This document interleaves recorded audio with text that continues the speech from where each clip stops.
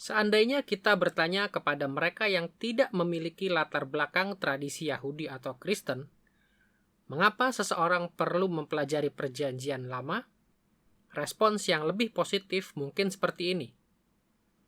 Perjanjian Lama adalah sebuah kitab kuno, tetapi kita harus mempelajarinya karena di dalamnya masih ada hal-hal yang bermanfaat untuk kita di zaman sekarang. Sedangkan respons yang lebih negatif mungkin seperti ini. Sebenarnya Perjanjian Lama sudah sangat kuno dan tidak lagi relevan, sehingga tidak pantas dibaca lagi. Sebagai pengikut Kristus, kita percaya bahwa Perjanjian Lama adalah firman Allah, kitab suci yang kudus yang diinspirasikan oleh Allah.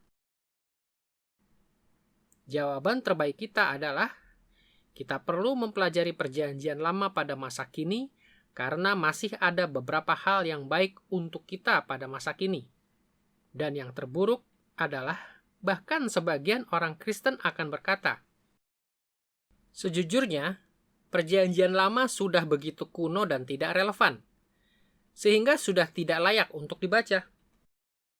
Kami memberi judul serial ini, Kerajaan, Perjanjian-Perjanjian, dan Kanon Perjanjian Lama. Sesuai judulnya, dalam pelajaran ini kita akan berfokus pada 3 dimensi penting dalam Perjanjian Lama. Kita akan melihat bahwa Perjanjian Lama adalah sebuah kitab yang dipersatukan oleh tema sentral tentang kerajaan Allah, di mana administrasi dari kerajaan ini dijalankan di dalam sejarah melalui perjanjian-perjanjian yang Allah adakan dengan umatnya. Dan bahwa melalui kanon Perjanjian Lama, perjanjian-perjanjian ini diterapkan untuk kebutuhan spesifik dari umat Allah pada masa tertentu dan di tempat tertentu. Pelajaran ini berjudul, Mengapa Mempelajari Perjanjian Lama? Sebelum kita membahas tentang kerajaan, perjanjian-perjanjian, dan kanon Perjanjian Lama secara langsung, kita akan memfokuskan pelajaran pertama ini pada sebuah isu pendahuluan, signifikansi dan relevansi Perjanjian Lama. Faktanya adalah banyak orang Kristen yang bermaksud baik yang sama sekali tidak percaya bahwa Perjanjian Lama layak dipelajari secara cermat. Pertama, kita akan melihat bahwa adanya jarak di antara Perjanjian Lama dengan kita itulah yang membuat Perjanjian Lama sulit untuk dipelajari.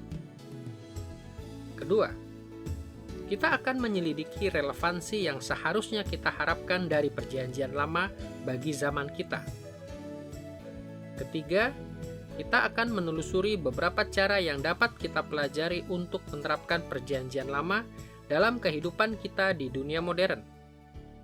Marilah kita mulai dengan melihat fakta bahwa Perjanjian Lama sering terasa begitu jauh dari kita. Sewaktu kita masih kecil atau ketika kita baru percaya, kita diberitahu bahwa Perjanjian Lama adalah firman Allah yang diinspirasikan dan tidak mengandung kesalahan.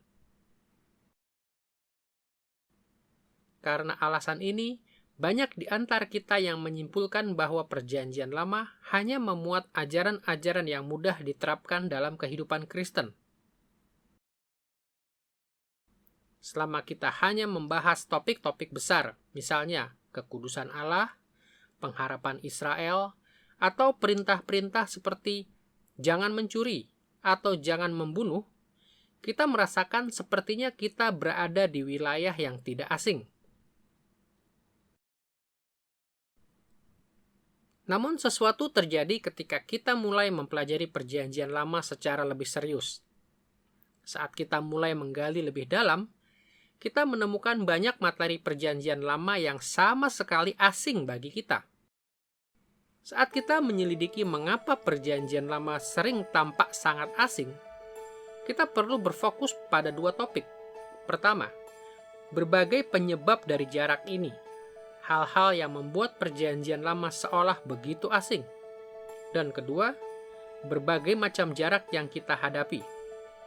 Hal-hal yang asing yang kita temui di dalam Perjanjian Lama.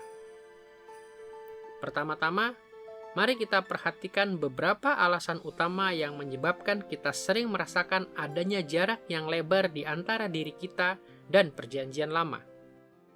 Orang yang tidak percaya memiliki berbagai macam alasan untuk mengklaim bahwa Perjanjian Lama itu asing bagi manusia modern. Beberapa pendapat mereka memang masuk akal, didukung oleh fakta.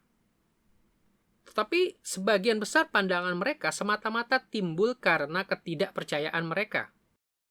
Ketika Anda tidak percaya kepada Allah, kitab yang berbicara banyak tentang Allah tentu akan terasa amat janggal. Dan ketika Anda tidak percaya kepada Kristus, kitab yang mempersiapkan umat Allah bagi Kristus juga akan tampak asing. Namun, bagaimana dengan orang percaya? Kita percaya kepada Allah Kitab Suci.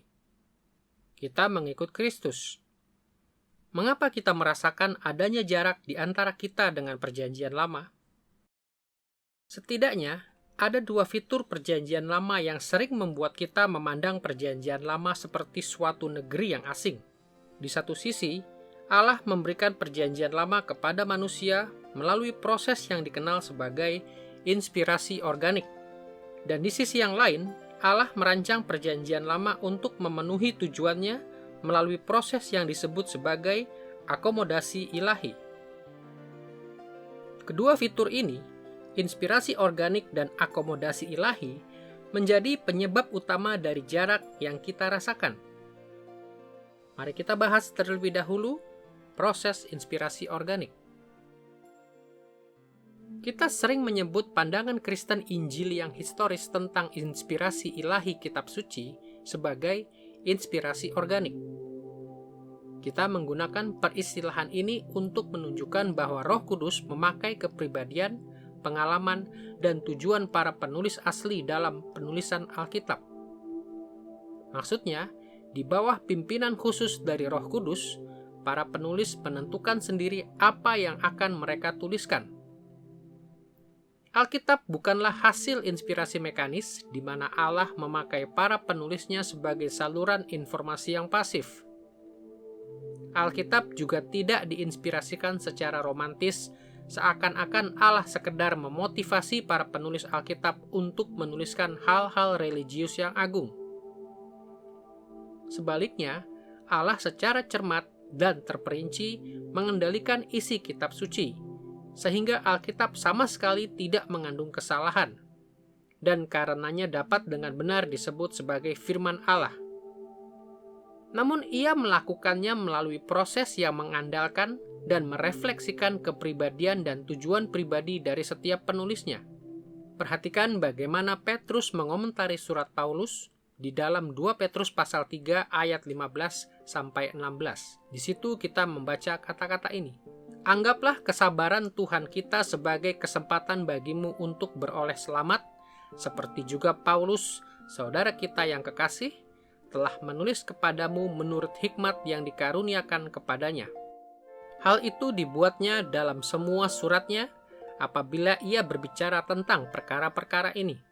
Dalam surat-suratnya itu ada hal-hal yang sukar dipahami, sehingga orang-orang yang tidak memahaminya dan yang tidak teguh imannya memutarbalikannya menjadi kebinasaan mereka sendiri, sama seperti yang juga mereka buat dengan tulisan-tulisan yang lain. Dalam ayat-ayat ini, Rasul Petrus mengukuhkan bahwa surat-surat Paulus ditulis dengan hikmat yang diberikan oleh Allah kepada Paulus. Dengan kata lain, Roh Allah menginspirasikan surat-surat Paulus, sehingga tulisan-tulisan itu bukan sekedar tulisan manusia, melainkan tulisan dari Allah.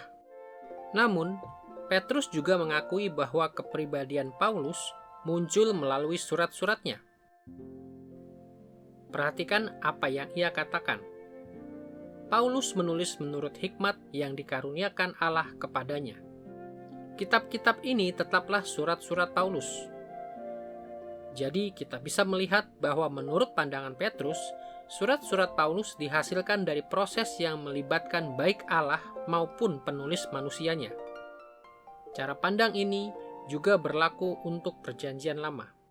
Itu sebabnya hukum Perjanjian Lama tidak hanya disebut sebagai hukum Allah, tetapi juga hukum Musa. Hukum itu berasal dari Allah, tetapi disampaikan melalui Musa. Ini juga yang membuat banyak mazmur disebut sebagai Mazmur Daud. Walaupun Allah adalah penulis yang paling utama dari Perjanjian Lama, Ia melibatkan orang-orang kudus untuk menulis kitab-kitab tersebut. Dan mereka menulisnya dengan cara-cara yang merefleksikan kepribadian, maksud, dan situasi mereka.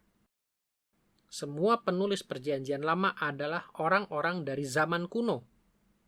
Mereka semua hidup di dalam dunia Timur Dekat kuno. Dan mereka berpikir serta menulis seperti orang-orang pada zaman itu. Sama halnya, karena mereka menulis sebelum kedatangan Kristus, para penulis Perjanjian Lama tidak mempunyai teologi Kristen yang sudah berkembang secara sempurna seperti yang kita miliki saat ini. Sebagai hasilnya, ketika Anda dan saya mempelajari Perjanjian Lama, kita akan segera melihat bahwa dunia Perjanjian Lama sangat berbeda dengan dunia modern. Selain kesulitan-kesulitan yang telah dimunculkan oleh inspirasi organik terhadap para penulis Alkitab, kita juga harus menyadari bahwa akomodasi ilahi juga membuat jarak antara kita dengan Perjanjian Lama. Kata akomodasi adalah istilah yang dipakai oleh para teolog untuk menjelaskan fakta bahwa setiap kali Allah menyatakan dirinya kepada manusia, Ia hadir dan berfirman kepada kita dengan istilah-istilah manusia yang fana. Karena Allah tidak dapat dipahami secara sempurna, ketika Ia menyatakan dirinya, Ia merendahkan dirinya dan berbicara dalam bahasa bayi kepada kita. Anda mungkin ingat bahwa dalam Yesaya pasal 55 ayat 8-9, kita membaca kata-kata ini. Sebab rancanganku bukanlah rancanganmu, dan jalanmu bukanlah jalanku. Demikianlah firman Tuhan. Seperti tingginya langit dari bumi, demikianlah tingginya jalanku dari jalanmu, dan rancanganku dari rancanganmu. Allah begitu transenden. Ia secara tidak terbatas melampaui keterbatasan kita. Sehingga setiap wahyu yang pernah diberikannya telah disesuaikan dengan kapasitas manusia, supaya setidaknya sebagian dari kita mampu mengerti dan mengikuti apa yang telah Ia wahyukan. Sangat penting untuk disadari bahwa di dalam Perjanjian Lama, Allah tidak mengakomodasikan dirinya begitu saja kepada manusia secara umum. Ia berbicara dengan bahasa manusia, dengan cara-cara yang dapat dipahami oleh manusia yang fana. Tetapi Ia juga merancang Perjanjian Lama untuk situasi-situasi historis yang spesifik yang dihadapi oleh orang Yahudi yang hidup di Timur Dekat kuno. Ia merancang kitab suci untuk dipahami, pertama-tama oleh orang Israel kuno. Karena pendengar utama dari Perjanjian Lama adalah orang Yahudi kuno, Allah membuat Perjanjian Lama dituliskan dalam bahasa Ibrani kuno dan bahasa Aram kuno. Allah memberikan 10 perintah Allah di atas loh batu, karena itulah standar internasional bagi penulisan dokumen penting. Dan gaya sastra narasi, puisi, literatur hikmat, dan hukum yang kita temukan dalam Perjanjian Lama mengikuti gaya sastra Timur Dekat kuno. Sehingga umat Allah pada zaman itu dapat memahami apa yang Ia katakan kepada mereka. Karena alasan itulah, ketika Anda dan saya mempelajari Perjanjian Lama, kita terus-menerus menghadapi kenyataan bahwa Perjanjian Lama ditulis untuk orang-orang yang sangat berbeda dengan kita. Perjanjian Lama secara khusus ditulis sesuai dengan kemampuan dan kebutuhan umat Israel kuno. Jadi bisa kita katakan bahwa kitab-kitab Perjanjian Lama sering terasa seperti wilayah yang asing bagi Anda dan saya. Karena kitab-kitab itu diinspirasikan secara organik dan juga disesuaikan dengan keadaan penerima aslinya, yaitu orang Israel. Karena alasan ini, kita sering merasakan adanya jarak yang besar di antara kita dan Perjanjian Lama.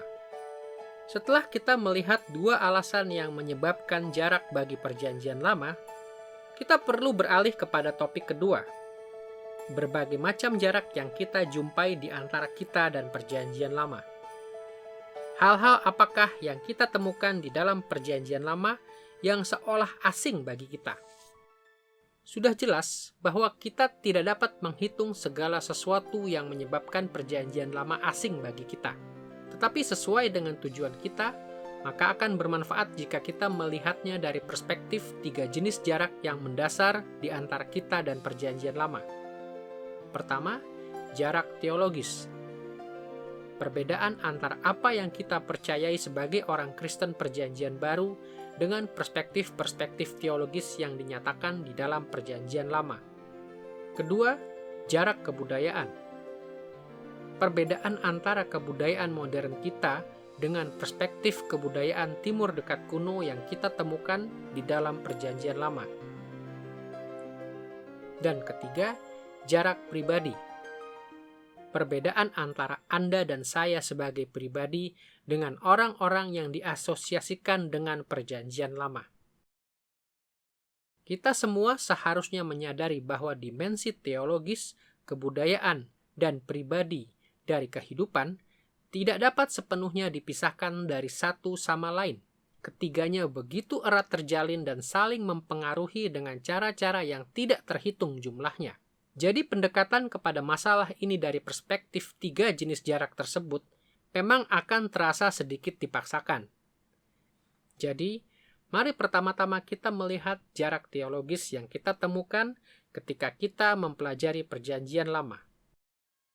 Salah satu hambatan yang paling mencolok dalam mempelajari Perjanjian Lama adalah jarak yang kita rasakan di antara teologi Perjanjian Lama dengan teologi Kristen Perjanjian Baru yang kita miliki. Ketika kita membicarakan jarak teologis, yang kita maksudkan terutama adalah perbedaan historis antara wahyu yang dimiliki oleh para penulis Perjanjian Lama dengan wahyu yang lebih lengkap yang dimiliki oleh orang Kristen.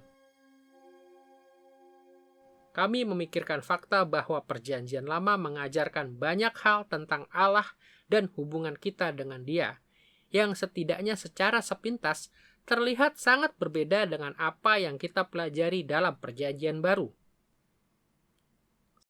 Perjanjian Lama menyajikan pandangan-pandangan teologis yang tampaknya tidak senada dengan Perjanjian Baru. Pikirkan beberapa contoh dari perbedaan teologis ini. Misalnya, Allah memanggil Abraham untuk mengorbankan putranya. Tetapi apa yang akan kita pikirkan apabila hari ini ada orang yang memberitahu kita bahwa Allah menyuruhnya untuk mengorbankan putranya? Kita bahkan tidak akan menanggapi klaim teologis itu secara serius. Dan pada zaman Musa, Allah menuntut agar umatnya yang setia mencari keselamatan mereka dengan berjalan keluar dari Mesir ke tanah perjanjian. Namun kita tentunya berpikir adalah suatu kejanggalan apabila kita bertemu dengan sekelompok orang Kristen yang secara harfiah berjalan melintasi padang belantara untuk mendapatkan keselamatan. Di dalam Perjanjian Lama, kita juga membaca tentang orang-orang yang mengabdikan diri untuk melayani Allah dengan mengambil sumpah sebagai nazir untuk tidak memotong rambut mereka. Namun tentunya terasa janggal bagi kita bahwa Allah senang dengan nazar-nazar seperti itu. Atau coba renungkan fakta bahwa dalam Perjanjian Lama, Allah menetapkan bait suci sebagai satu-satunya tempat beribadah bagi umatnya dengan ancaman hukuman mati jika dilanggar. Namun pada masa kini, kita sungguh percaya bahwa manusia dapat menyembah Allah dengan benar di mana saja dan kapan saja. Dulu Allah menuntut umatnya untuk mengorbankan hewan sebagai korban penebus dosa. Pada zaman sekarang, kita menganggap ritual-ritual semacam itu sebagai tindakan menyiksa binatang dan menghina pengorbanan Yesus Kristus. Di dalam Perjanjian Lama, Allah memerintahkan penghancuran kota-kota Kanaan secara menyeluruh, termasuk para perempuan dan anak-anak. Namun kita tidak dapat membayangkan bahwa hal semacam itu disetujui oleh Allah di dalam perang modern. Tidakkah kita semua menjadi agak bingung karena Perjanjian Lama memanggil kita untuk percaya bahwa Allah melakukan hal-hal semacam itu, sedangkan keadaannya sangat berbeda dalam Perjanjian Baru? Daftar perbedaan teologis ini dapat terus dilanjutkan. Hal apapun yang mungkin kita katakan, sudah pasti ada jarak teologis yang besar di antara kita dengan Perjanjian Lama. Selain jarak teologis yang kita lihat di antara Perjanjian Lama dan Perjanjian Baru, Perjanjian Lama juga tampak seperti sebuah negeri yang jauh karena adanya perbedaan kultural di antara dunia timur dekat kuno dengan dunia modern kita. Ketika kita berbicara tentang perbedaan kebudayaan di antara kita dan Perjanjian Lama, maksudnya adalah dimensi-dimensi kehidupan dari para tokoh, penulis asli, dan para penerima Perjanjian Lama yang menjadi karakteristik dari kebudayaan di mana mereka hidup. Kita merasakan adanya jarak kebudayaan di antara diri kita dengan Perjanjian Lama setiap kali kita membaca atau membayangkan kehidupan dunia kuno. Baik itu di Israel, Kanaan, Mesir, Asyur, Babylon, atau banyak kebudayaan lain di masa lampau. Orang-orang yang kita jumpai dalam Perjanjian Lama mempunyai asumsi, nilai, dan praktek kebudayaan yang tidak terhitung banyaknya sama seperti kita saat ini. Namun segala pengharapan, kebiasaan, dan praktek itu berbeda dengan yang kita miliki karena zaman dan tempat di mana mereka hidup. Bisakah Anda membayangkan mengunjungi kebudayaan Anda sendiri 2 abad yang lampau? Bagi kebanyakan dari kita, segala perbedaan yang ada akan membuat kita merasa sangat tidak nyaman. Kita membutuhkan banyak waktu untuk menyesuaikan diri. Kalau hal ini berlaku untuk jarak waktu yang sedemikian singkat di dalam kehidupan bangsa kita sendiri, betapa wajarnya jika kita menjumpai perbedaan-perbedaan kebudayaan di antara diri kita dengan dunia Perjanjian Lama? Ada begitu banyak perbedaan di antara dunia timur dekat kuno dan dunia modern kita. Sehingga banyak hal yang kita baca dalam Perjanjian Lama menjadi luar biasa asing bagi kita. Mari kita lihat beberapa contoh tentang dimensi-dimensi kebudayaan Perjanjian Lama yang membuat kita merasa jauh. Pada level yang umum, dunia Perjanjian Lama terutama adalah dunia agraris. Kita membaca tentang kehidupan sebagai petani dan nelayan di sepanjang Perjanjian Lama. Tetapi banyak orang kota pada masa kini yang sulit memahami proses-proses dasar yang ada di dalam gaya hidup kuno ini. Kita membaca tentang pernikahan lewat perjodohan di dalam Perjanjian Lama. Dan banyak orang pada masa kini yang bertanya-tanya, bagaimana pasangan muda dapat mentoleransi tradisi yang seperti itu? Kita membaca bahwa tokoh-tokoh Alkitab melakukan poligami. Dan hal ini menantang idealisme monogami kita. Kita menemukan perbudakan di dalam Perjanjian Lama, dan kita dibuat bingung oleh kebiasaan ini. Kita juga menemukan di dalam halaman-halaman Perjanjian Lama bahwa kebudayaan mereka didominasi oleh struktur sosial yang dikenal sebagai imperialisme. Menjadi bagian dari sebuah kerajaan yang berkuasa, dianggap sebagai tatanan sosial yang ideal dalam hampir setiap kebudayaan timur dekat kuno, termasuk Israel. Mereka hampir tidak tahu apa-apa tentang ideal demokrasi modern. Ketika kita melihat hal-hal seperti ini, serta fitur-fitur serupa dalam kehidupan Perjanjian Lama, kita sering bertanya-tanya, bagaimana kita dapat menanganinya? Apa yang harus kita lakukan dengan Alkitab yang begitu berakar di dalam lingkungan kebudayaan yang begitu berbeda dengan kebudayaan kita sendiri? Ketika kita membaca Perjanjian Lama, perbedaan-perbedaan seperti ini, serta banyak perbedaan kebudayaan lainnya, juga membuat kita merasakan jurang yang sangat lebar di antara kita dan Perjanjian Lama. Di samping jarak teologis dan kebudayaan yang ada di antara kita dan Perjanjian Lama, ada jenis jarak yang ketiga, jarak pribadi. Ketika kita berbicara tentang jarak pribadi atau perbedaan-perbedaan pribadi, kita sedang merujuk kepada fakta bahwa orang-orang yang hidup di zaman Perjanjian Lama berbeda dengan orang modern dalam banyak hal. Dan jarak di antara kita dan mereka seringkali melibatkan pertimbangan yang sangat pribadi dan manusiawi.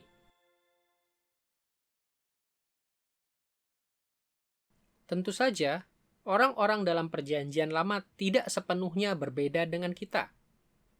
Namun, dalam banyak hal lain, mereka memiliki mentalitas yang luar biasa berbeda dengan kita. Hal ini seharusnya tidak mengejutkan. Lagi pula, berbagai kecenderungan mereka muncul dari dunia teologis dan kebudayaan di mana mereka hidup. Di satu sisi, pertimbangkan bahwa banyak orang dalam Perjanjian Lama memiliki pengalaman-pengalaman rohani yang luar biasa. Tidak seperti pengalaman yang kita miliki saat ini. Mereka mendapat penglihatan dari surga dan mendengar suara Allah yang dapat didengar. Mereka bergulat secara fisik dengan makhluk-makhluk surgawi. Coba berhenti sejenak dan ajukan pertanyaan ini kepada diri Anda. Bagaimanakah Anda akan berubah jika Anda mempunyai pengalaman-pengalaman rohani semacam itu? Akan menjadi orang seperti apakah Anda jika Anda memperoleh penglihatan dan pendengaran yang diinspirasikan oleh Allah dan bergulat dengan makhluk-makhluk surgawi? Saya pikir kita sadar bahwa kita akan sepenuhnya diubahkan jika kita memiliki pengalaman-pengalaman seperti itu sekarang ini. Menyadari hal ini akan menolong kita untuk melihat bahwa kita sangat berbeda dengan orang-orang dalam Perjanjian Lama yang memiliki pengalaman-pengalaman yang seperti itu dengan Allah. Di sisi lain, coba pikirkan seperti apakah keadaan kita dengan adanya pengaruh-pengaruh kebudayaan terhadap kita. Di dalam Perjanjian Lama, orang menjalankan peran-peran kebudayaan yang sangat janggal bagi kita. Pada zaman itu ada raja, ratu, petani, dan budak. Orang-orang Perjanjian Lama harus menanggung akibat yang mengerikan dari peperangan zaman dahulu, serta ancaman kelaparan dan wabah penyakit.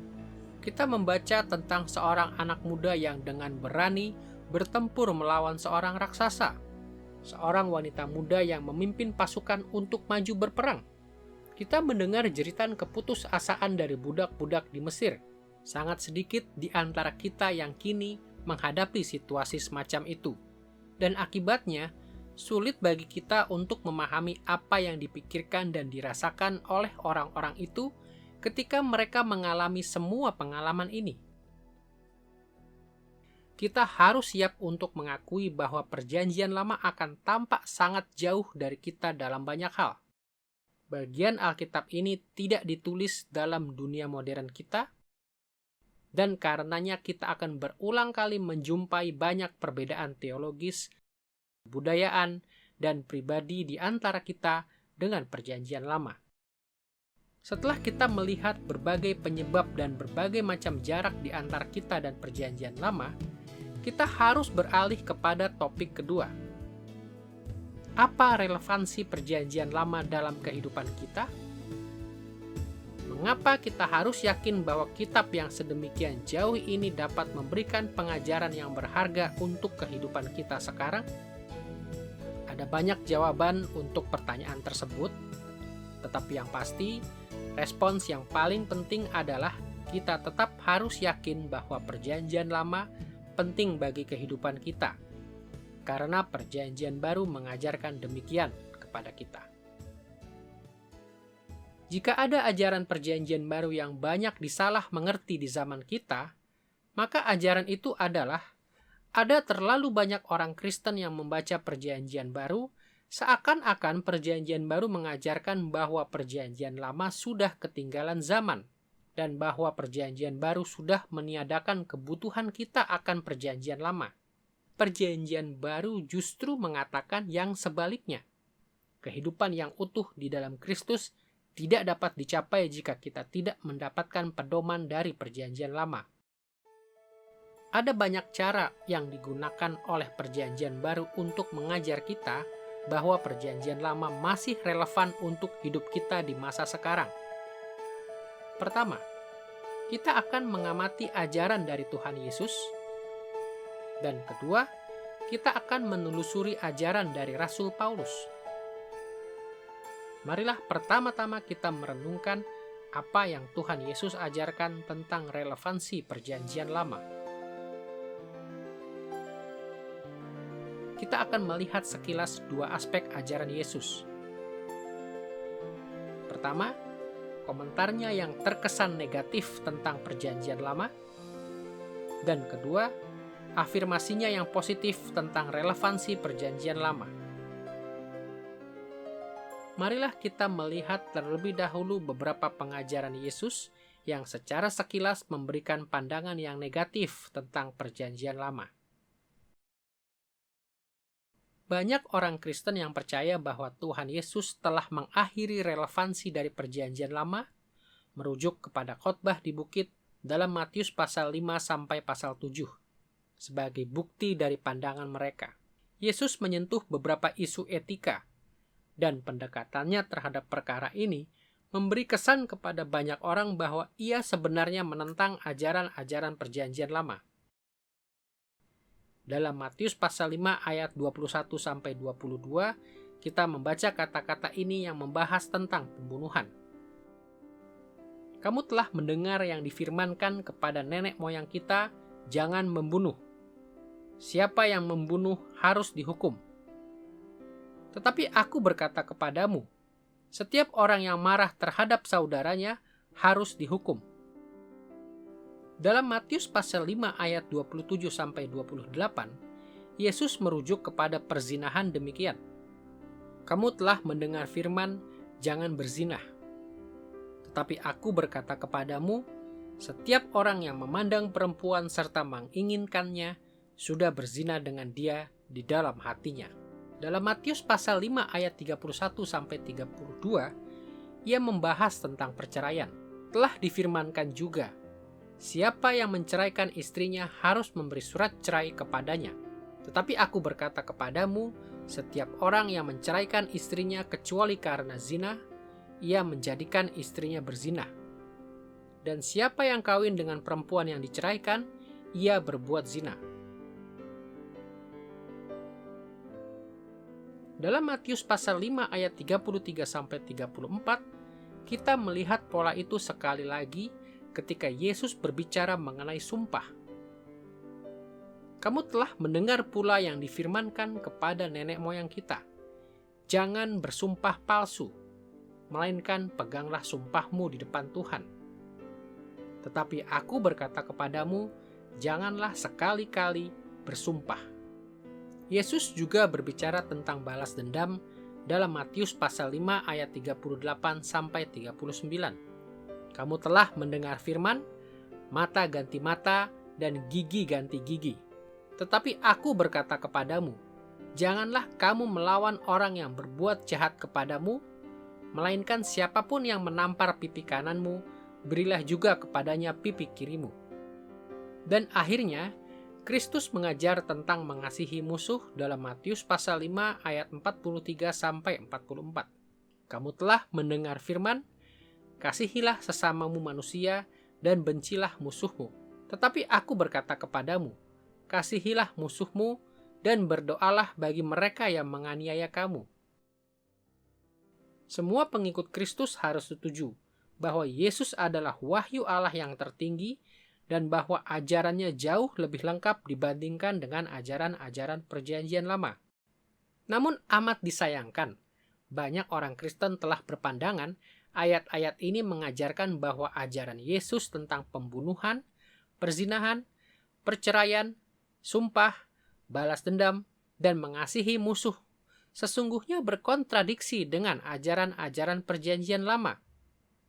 Mereka biasanya menggunakan penalaran ini. Mereka mengatakan bahwa Perjanjian Lama mengajarkan bahwa pembunuhan secara fisik adalah salah. Tetapi Yesus telah mengalihkan perhatian kepada hati yang penuh kebencian. Perjanjian Lama melarang perzinahan secara fisik. Tetapi Yesus meneruskannya dengan berbicara tentang perzinahan di dalam hati. Tentang perceraian, banyak orang percaya bahwa Perjanjian Lama mengizinkan perceraian dengan berbagai alasan yang sangat luas cakupannya. Sedangkan Yesus tidak menyetujui ajaran Perjanjian Lama dan menekankan perzinahan sebagai satu-satunya dasar untuk bercerai. Perihal sumpah, mereka berargumen bahwa Perjanjian Lama melarang kita untuk melanggar sumpah. Tetapi Yesus menyuruh para pengikutnya untuk tidak pernah bersumpah. Penafsir-penafsir yang sama juga meyakini bahwa Perjanjian Lama mendukung praktek balas dendam pribadi, mata ganti mata. Tetapi Yesus mengajarkan bahwa kita harus mengampuni.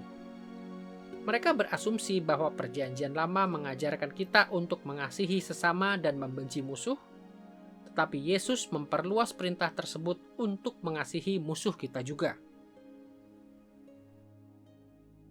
Jika pemahaman populer tentang pengajaran Yesus ini memang mendekati kebenaran, maka kita mempunyai alasan yang kuat untuk berpikir bahwa Yesus datang untuk membebaskan para pengikutnya dari otoritas etika Perjanjian Lama.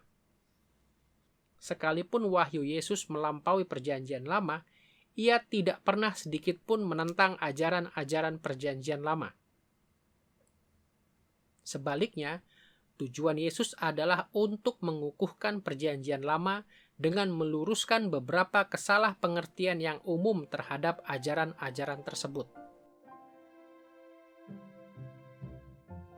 Untuk memahami Yesus dengan benar, kita perlu mengerti bahwa dalam Matius pasal 5, Yesus bukan tidak setuju dengan Perjanjian Lama. Sebaliknya, ia menentang cara-cara orang-orang Farisi dan ahli-ahli Taurat menafsirkan Perjanjian Lama. Dalam zaman Yesus, hanya sedikit orang yang mempunyai akses langsung kepada Alkitab. Dan karenanya, orang biasa di Israel sangat bergantung pada pengajaran dari para pemimpin agama mereka. Seperti yang akan kita lihat ketika Yesus menunjukkan kontras dalam Matius pasal 5 yang baru saja kita baca. Ia mengontraskan pandangan pribadinya yang selaras dengan Perjanjian Lama dengan tradisi-tradisi yang telah ditambahkan kepada Perjanjian Lama oleh para ahli Taurat dan orang-orang Farisi. Ada sejumlah detail yang bisa membuktikan hal ini. Pertama, kita harus melihat bahwa Yesus membahas hal-hal yang telah dikatakan dan didengarkan. Dengan kata lain, ia sedang membahas tradisi lisan dan bukan Perjanjian Lama itu sendiri. Ketika Yesus dan tokoh-tokoh Perjanjian Baru merujuk kepada Perjanjian Lama, mereka berbicara tentang apa yang tertulis atau dibaca. Dan tidak pernah di dalam Perjanjian Baru, Yesus menentang apapun yang diperkenalkan dengan kata-kata tersebut. Namun dalam khotbah di bukit, ia menentang apa yang telah dikatakan kepada orang banyak. Ia menentang apa yang telah mereka dengar. Secara sederhana, Yesus mengontraskan apa yang dikatakan oleh para ahli Taurat dan orang-orang Farisi dengan apa yang ia katakan. Yesus bukannya tidak setuju dengan apa yang tertulis dalam Perjanjian Lama, tetapi dengan tradisi lisan yang telah disebarluaskan oleh guru-guru lain di Israel. Itu sebabnya ia selalu mengacu kepada apa yang telah dikatakan, dan bukan kepada apa yang tertulis. Berdasarkan hal ini, kita perlu lebih mencermati apa yang sesungguhnya Yesus katakan tentang interpretasi lisan dari Perjanjian Lama ini. Mari kita pikirkan sekali lagi tentang kontras yang Yesus simpulkan.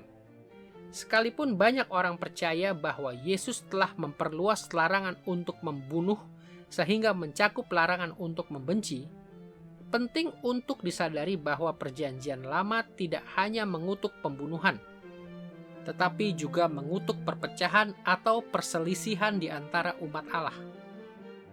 Gambaran ideal Perjanjian Lama tentang keharmonisan dan perdamaian di antara umat Allah diekspresikan dengan baik dalam Mazmur pasal 133 ayat 1 berikut.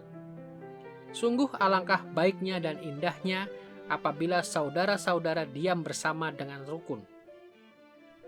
Tradisi populer di zaman Yesus memaklumi perpecahan, selama hal itu tidak menjurus kepada pembunuhan secara fisik. Namun secara kontras, Yesus menentang ajaran yang salah ini dengan menegaskan kembali standar yang sesungguhnya dari Perjanjian Lama. Ia melakukannya dengan mengasosiasikan larangan untuk membunuh dengan larangan untuk membenci. Mengenai perzinahan, banyak orang percaya bahwa Yesus telah memperluas larangan untuk berzinah secara fisik, sehingga mencakup larangan untuk berzina di dalam hati. Namun sekali lagi, mudah bagi kita untuk melihat bahwa Yesus bukan menentang atau memperluas tuntutan Perjanjian Lama. Lagi pula, Perjanjian Lama tidak saja menuntut umat Allah untuk menjauhi perzinahan secara fisik, tetapi juga melarang tindakan mengingini atau perzinahan di dalam hati. Seperti yang kita baca dalam Keluaran pasal 20 ayat 17 berikut. Jangan mengingini rumah sesamamu. Jangan mengingini istrinya, atau hambanya laki-laki, atau hambanya perempuan, atau lembunya, atau keledainya, atau apapun yang dipunyai sesamamu. Hukum ke-10 secara eksplisit melarang orang untuk mengingini istri orang lain. Jadi kita melihat bahwa argumen Yesus tidak menyangkal hukum Perjanjian Lama, tetapi menegaskan kembali hukum Perjanjian Lama. Mengenai perceraian, banyak penafsir meyakini bahwa Yesus sekali lagi tidak sependapat dengan Perjanjian Lama. Namun kita perlu mengerti bahwa di zaman Yesus, banyak pemimpin agama di Israel percaya bahwa hukum Perjanjian Lama telah memberi hak kepada mereka untuk menceraikan istri mereka hampir dengan alasan apapun, selama mereka mengeluarkan surat cerai yang resmi. Namun kita semua tahu bahwa Perjanjian Lama mengindikasikan dengan jelas bahwa Allah tidak menyetujui kelakuan semacam itu. Seperti kata Maleakhi pasal 2 ayat 16. Aku membenci perceraian, firman Tuhan Allah Israel. Dalam Matius pasal 19 ayat 3-9, Yesus menjelaskan posisinya terhadap perceraian secara lebih mendetail. Di situ ia menegaskan bahwa keberatannya terhadap perceraian didasari oleh Perjanjian Lama itu sendiri, khususnya oleh narasi penciptaan yang melibatkan Adam dan Hawa. Mengenai sumpah, banyak orang berpikir bahwa Yesus menentang praktek Perjanjian Lama untuk mengambil sumpah. Namun sekali lagi, Yesus bukan menentang ajaran Perjanjian Lama, melainkan penyelewengan terhadap ajaran itu. Rupanya, pada zaman Yesus, ada orang-orang yang mengajarkan bahwa berbohong itu boleh selama orang tidak bersumpah untuk melaksanakan ucapannya. Yesus tidak setuju dengan ajaran ini dan bersikeras bahwa Perjanjian Lama melarang segala bentuk kebohongan, bukan hanya kebohongan yang melanggar sumpah. Seperti yang kita baca dalam Amsal pasal 6 ayat 16-17 berikut. 6 perkara ini yang dibenci Tuhan, bahkan 7 perkara yang menjadi kekejian bagi hatinya: mata sombong, lidah dusta. Itu sebabnya Yesus selanjutnya mengatakan dalam Matius pasal 5 ayat 37, "Jika ya, hendaklah kamu katakan ya. Jika tidak, hendaklah kamu katakan tidak." Yesus bukannya tidak setuju dengan Perjanjian Lama, melainkan ia menunjukkan bahwa tradisi lisan dari para ahli Taurat dan orang-orang Farisi itu gagal memenuhi standar Perjanjian Lama. Mengenai balas dendam, banyak orang meyakini bahwa Perjanjian Lama mengizinkan balas dendam, sedangkan Yesus menentangnya. Tetapi pada awalnya, hukum Perjanjian Lama tentang mata ganti mata dalam Keluaran pasal 21 ayat 24 dirancang untuk memandu para hakim di dalam sidang pengadilan resmi di Israel. Dengan kata lain, para hakim harus mendasarkan setiap putusan dan hukuman secara adil dan proporsional, sesuai dengan kejahatan yang dilakukan. Standar ini tidak pernah dimaksudkan untuk diterapkan ke dalam hubungan antar pribadi. Sebaliknya, Perjanjian Lama mengajarkan bahwa kebaikan dan belas kasihan yang harus menjadi pedoman bagi tingkah laku dalam konteks ini. Seperti yang kita baca dalam Imamat pasal 19 ayat 18 berikut. Janganlah engkau menuntut balas dan janganlah menaruh dendam terhadap orang-orang sebangsamu. Akulah Tuhan. Pada zaman Yesus, mata ganti mata telah dipahami sebagai persetujuan Allah terhadap balas dendam pribadi. Mereka percaya bahwa setiap kali seseorang berbuat sesuatu kepada Anda, maka Anda berhak untuk membalasnya dengan melakukan sesuatu yang sama mencelakakannya terhadap orang tersebut. Namun Yesus tidak menyetujui penyelewengan hukum ini dan menegaskan ajaran Perjanjian Lama bahwa kita harus menunjukkan kebaikan dalam hubungan antar pribadi. Akhirnya, dalam hal mengasihi musuh, banyak orang secara keliru percaya bahwa Perjanjian Lama mengajarkan bahwa membenci musuh adalah hal yang lumrah. Sebagian guru pada zaman Yesus rupanya menyimpulkan dari perintah dalam Imamat pasal 19 ayat 18 yang berbunyi, "Kasihilah sesamamu," bahwa bencilah musuhmu juga merupakan hal yang sepatutnya. Namun tentunya Perjanjian Lama itu sendiri tidak pernah mengatakan demikian. Bahkan di dalam Keluaran pasal 23 ayat 4, kita membaca perintah-perintah ini tentang bagaimana memperlakukan musuh. Apabila engkau melihat lembu musuhmu atau keledainya yang sesat, maka segeralah kau kembalikan binatang itu. Jadi sekali lagi, Yesus tidak mempertentangkan pandangan pribadinya dengan pandangan-pandangan Perjanjian Lama. Sebaliknya, ia menentang tafsiran yang salah pada zamannya dan menegaskan kembali ajaran Perjanjian Lama yang sebenarnya. Kita benar-benar salah memahami ajaran Yesus jika kita beranggapan bahwa Dia mengajarkan sesuatu yang menentang Perjanjian Lama itu sendiri. Seperti yang akan kita lihat, Yesus sering menyingkapkan tujuan yang selama ini ingin dicapai oleh Perjanjian Lama. Dan ia menjelaskan keyakinan-keyakinan dan praktek-praktek yang telah diantisipasi oleh Perjanjian Lama. Akan tetapi, Yesus tidak pernah menentang Perjanjian Lama atau pengajarannya. Sebaliknya, ia menentang penafsiran yang keliru terhadap Perjanjian Lama. Setelah melihat bahwa komentar Yesus yang terkesan negatif tentang Perjanjian Lama justru merupakan afirmasi terhadap Perjanjian Lama, kita perlu melihat bagian-bagian di mana kita dengan mudah melihat afirmasi Yesus terhadap otoritas dan relevansi Perjanjian Lama bagi para pengikutnya. Ada banyak cara bagi kita untuk melihat pandangan positif Yesus terhadap kitab suci Perjanjian Lama. Ia secara konstan merujuk kepada kitab suci Perjanjian Lama sebagai dasar bagi ajarannya sendiri. Ia mendemonstrasikan kemuliaannya dalam peristiwa transfigurasi di atas gunung, ketika ia berdiri di antara Musa, sang pemberi Taurat, dan Elia, sang kepala nabi.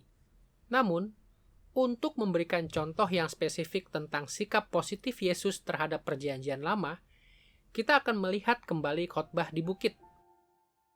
Yesus katakan di dalam Matius pasal 5 ayat 17-18 berikut, "Janganlah kamu menyangka bahwa aku datang untuk meniadakan hukum Taurat atau kitab para nabi. Aku datang bukan untuk meniadakannya, melainkan untuk menggenapinya. Karena aku berkata kepadamu, sesungguhnya selama belum lenyap langit dan bumi ini, satu iota atau satu titik pun tidak akan ditiadakan dari hukum Taurat sebelum semuanya terjadi." Di sini, Yesus menyatakan dengan sangat tegas bahwa ia tidak datang untuk meniadakan kitab Taurat dan para nabi. Ia bersikeras bahwa setiap detail dalam Perjanjian Lama, bahkan sampai ke huruf atau iota terkecilnya, akan tetap berlaku sampai kesudahan segala sesuatu. Seringkali orang Kristen berpikir bahwa yang dimaksudkan oleh Yesus adalah kebalikan dari apa yang dikatakannya. Dan mereka berpikir bahwa yang Yesus maksudkan adalah, "Aku tidak datang untuk meniadakan Perjanjian Lama, tetapi untuk menjadikannya tidak relevan." Namun dengan perkataan Yesus selanjutnya dalam Matius pasal 5 ayat 19, kita tahu bahwa bukan itu maksud Yesus. Di sana kita membaca, "Siapa yang meniadakan salah satu perintah hukum Taurat, sekalipun yang paling kecil, dan mengajarkannya demikian kepada orang lain, ia akan menduduki tempat yang paling rendah di dalam kerajaan sorga. Tetapi siapa yang melakukan dan mengajarkan segala perintah hukum Taurat, ia akan menduduki tempat yang tinggi di dalam kerajaan sorga." Perhatikan apa yang Yesus katakan di sini. Jika orang melanggar atau mengajak orang lain untuk mengabaikan bahkan perintah yang terkecil sekalipun, mereka akan menduduki tempat yang paling rendah dalam kerajaan sorga. Yesus tahu bahwa para ahli Taurat dan orang-orang Farisi sangat selektif dalam pendekatan mereka terhadap Perjanjian Lama. Itu sebabnya ia bersikeras bahwa murid-muridnya harus mengakui dan mengikuti setiap detail dari seluruh perjanjian lama. Bukan hanya kepada bagian-bagian tertentu yang dipilih. Kristus menuntut para pengikutnya yang setia untuk tunduk pada setiap detail dari kitab suci perjanjian lama. Bahkan Yesus sangat menekankan otoritas perjanjian lama sehingga ia menegaskan bahwa kita dapat mengharapkan akhir kehidupan yang lebih baik daripada ahli-ahli Taurat dan orang-orang Farisi, hanya jika kita tunduk kepada seluruh perjanjian lama. Seperti yang Yesus katakan dalam Matius pasal 5 ayat 20 berikut. Sebab aku berkata kepadamu, jika kebenaranmu tidak melebihi kebenaran orang-orang Farisi dan ahli-ahli Taurat, kamu pasti tidak akan masuk ke dalam kerajaan surga.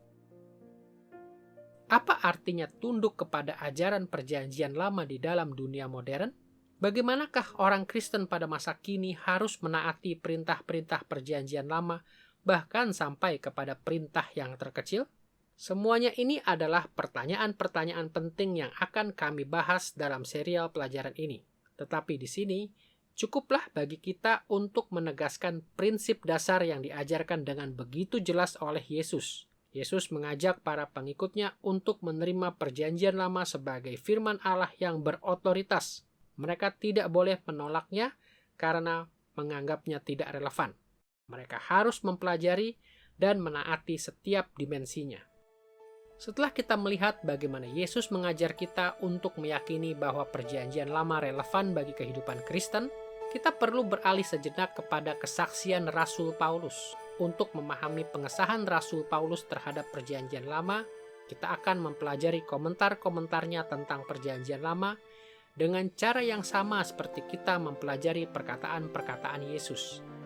Pertama, kita akan membahas komentar Paulus yang terkesan negatif tentang Taurat Perjanjian Lama.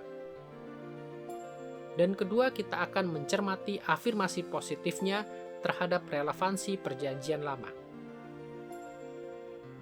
Mari kita tinjau terlebih dahulu beberapa perkataan Paulus yang terkesan negatif tentang Perjanjian Lama. Banyak orang Kristen pada masa kini percaya bahwa Paulus sesungguhnya bersikap sangat negatif terhadap Perjanjian Lama. Orang-orang percaya yang tulus ini mengacu kepada banyak nas dalam surat-surat Paulus. Kita hanya akan mengambil satu contoh. Dengarkan kata-kata ini dari Galatia pasal 3 ayat 1-5. Hai orang-orang Galatia yang bodoh, siapakah yang telah mempesona kamu? Bukankah Yesus Kristus yang disalibkan itu telah dilukiskan dengan terang di depanmu? Hanya ini yang hendak kuketahui daripada kamu. Adakah kamu telah menerima roh karena melakukan hukum Taurat atau karena percaya kepada pemberitaan Injil? Adakah kamu sebodoh itu? Kamu telah mulai dengan roh, maukah kamu sekarang mengakhirinya di dalam daging? Sia-siakah semua yang telah kamu alami sebanyak itu? Masakan sia-sia? Jadi bagaimana sekarang? Apakah Ia yang menganugerahkan roh kepada kamu dengan berlimpah-limpah dan yang melakukan mujizat di antara kamu berbuat demikian karena kamu melakukan hukum Taurat atau karena kamu percaya kepada pemberitaan Injil? Paulus percaya Kristus telah mewahyukan lebih banyak tentang Allah dan kehendaknya ketimbang yang telah diwahyukan oleh Perjanjian Lama. Seringkali orang Kristen yang bermaksud baik membaca nas semacam ini dan mengira bahwa Paulus percaya Perjanjian Lama sudah tidak relevan. Padahal kenyataannya, Paulus tidak menyangkal relevansi Perjanjian Lama. Ia hanya menolak penyalahgunaan Perjanjian Lama. Secara spesifik, dalam ayat 2 Paulus bertanya, apakah jemaat Galatia telah menerima Roh Kudus oleh Taurat Perjanjian Lama atau oleh iman? Dalam ayat 3 ia bertanya tentang sandaran mereka. Apakah mereka akan mulai bersandar pada usaha manusia setelah mereka memulai dengan roh? Dan dalam ayat 5 ia bertanya, apakah mujizat-mujizat dari roh terjadi karena mereka melakukan Taurat atau karena mereka percaya kepada Injil? Dalam setiap contoh, maksud Paulus adalah berkat-berkat iman Kristen tidak diperoleh karena menjalankan Taurat, melainkan melalui iman kepada Injil Kristus.